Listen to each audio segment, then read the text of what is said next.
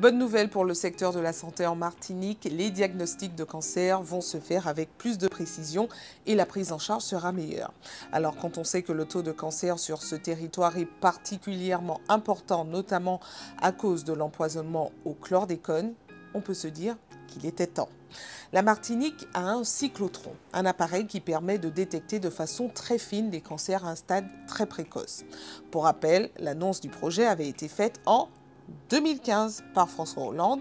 Au départ, l'outil était prévu uniquement en Martinique pour tous les patients des Antilles-Guyane et même pour les voisins de la Caraïbe. L'argument de l'époque était que le cyclotron coûtait très cher, 63 millions d'euros, et vu que les territoires se dépeuplent, un investissement unique suffirait à tous. Finalement, la Guadeloupe a obtenu, après la Martinique, l'autorisation d'avoir son propre cyclotron. Et vous savez quoi ? Les Guadeloupéens ont été livrés en 2018, soit 6 ans avant la Martinique qui était sur le projet de départ. Et finalement, ce sont les Martiniquais qui se sont retrouvés à se rendre en Guadeloupe pour se faire soigner.